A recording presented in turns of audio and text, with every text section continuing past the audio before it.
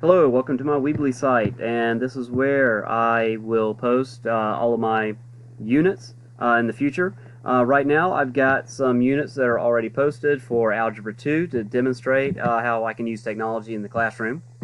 And when we click my Algebra 2 link up here, we go straight into this blog. So the blog is where I'll post all of the relevant information, anything that we're doing currently in the class, and any resources that students need to access.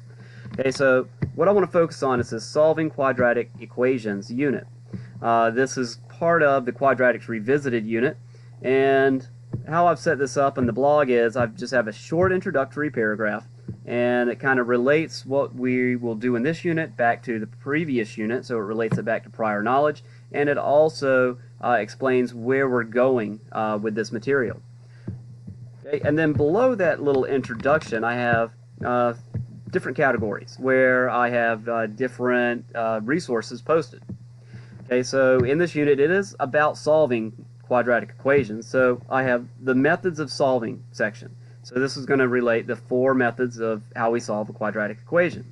We have the assessment section where we have the assessments that will be required. Okay, but why? And this kind of will take the material that's in this unit and relate it to real-world applications. And it also gives us a broad overview of the unit. Okay, tools of the trade, I've just got a couple of extra scaffolding devices in this section. Okay, so I want to start right here, but why?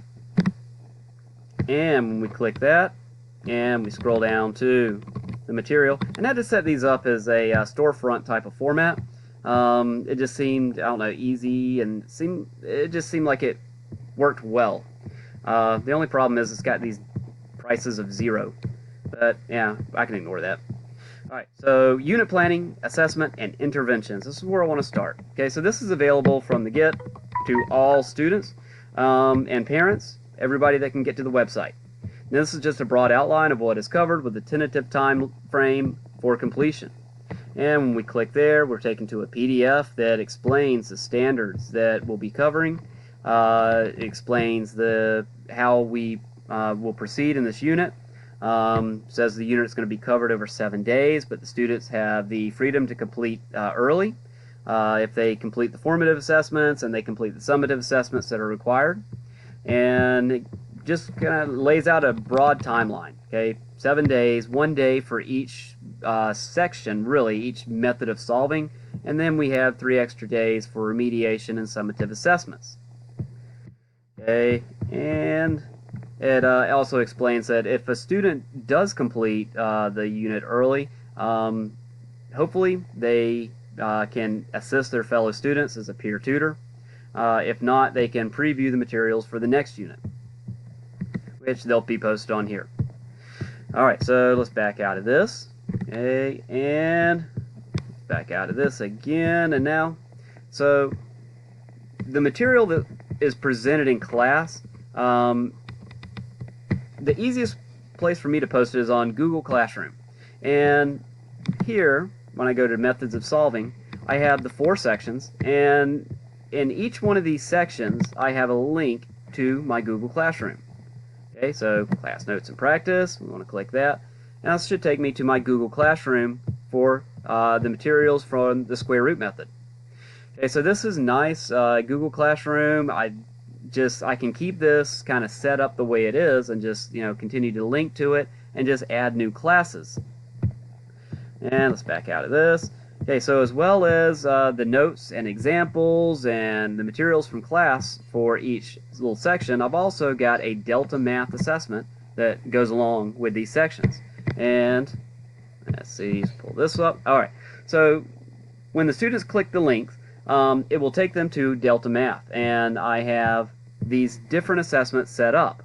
And what they have to do is they have to click on the assessment, they take the little quiz, and they get the instant feedback to see if have they learned the material. Okay, have they mastered the material? And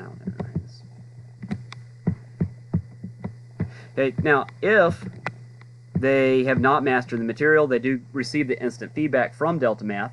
It kind of just shows them how the problem should have been worked out. And more importantly, I get the feedback. I know who is tracking, who is being successful in the material, and who needs some extra help. Okay, so let's back out of this, and let's go back to... Alright, so if a student needs extra help, okay, with whatever topic, I also have some extra resources posted in here. And these are available to everybody, not necessarily the students that are falling behind. Anybody can, use these. But I've got a link to my YouTube channel where I've posted videos of myself working out some different examples of the problems presented in class and homework problems and everything. And this is great because students that are absent, they can view this and they can get caught up on the material. Students that maybe just missed it in class or they didn't understand it in class, they can go back, they can review the material, and they can be successful. Okay, so let's back out of that. We have our Delta Math assessments, we have our videos, and we have our notes and practice from class. This is from Google Classroom. And that's pretty much how I've got these 4 categories set up for each one. Okay, so we also have this assessments category. And when we click that, I have 2 assessments placed on here. Okay, one is a practice assessment to prepare the students for the summative assessment at the end of the unit. So the summative is going to be given on Google Classroom, on Google Forms, and this is a practice assessment.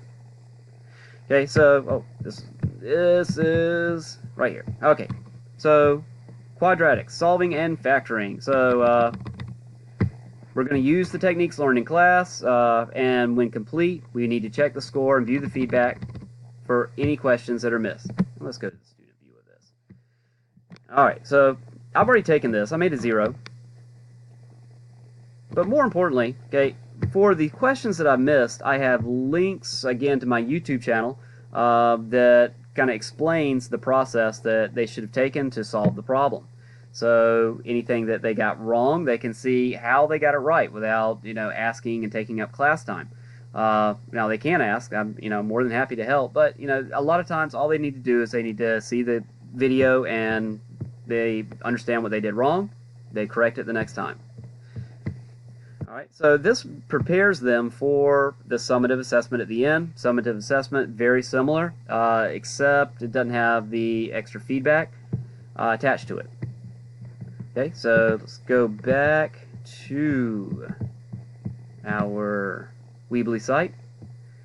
And I also have another assessment posted, and this is a project-based assessment. And this is just something simple, and I thought it would be neat. Chatterpix is something that I picked up on. You get to animate any kind of picture, make it talk, make it sing, and learning the quadratic formula is a essential skill to be successful in later math classes. So to learn the quadratic formula, the project is for them to make a Chatterpix of them performing, or make the Chatterpix perform the quadratic formula song. And I have an example to it. I have links to Chatterpix on iPhone, or if you have an Android, either one. Alright, so let's see, what else do we have? What else do we have? Okay, but why? So we need to make connections to the real world. And when we click but why, again, we have this real world examples that you can click through. And it's got links to different websites that demonstrate uses of quadratics in the real world, and some videos as well. Okay, so let's go back and tools of the trade. This is where I want to put all my scaffolding devices, and right now I've just got a couple. Okay, so completing the square, I've got just a little kind of handwritten notes that will help a student if they have difficulty completing the square, or if they have difficulty with the quadratic formula. I've found this to be kind of successful in class. Students like to refer back to it. They refer back to it while they're working out the examples, working out the problems, and they get better at it. Now, scaffolding devices, not something that we should rely on all the time, but it is something that helps the students get over that hump sometimes. All right, so that's my website in general, and it's got a lot of stuff on it. If you want to visit it, you can. It's RHHS Algebra by Rutland.weebly.com. See if we can, right there. And check out the website, and you see anything you can use, feel free to use it. And thank you.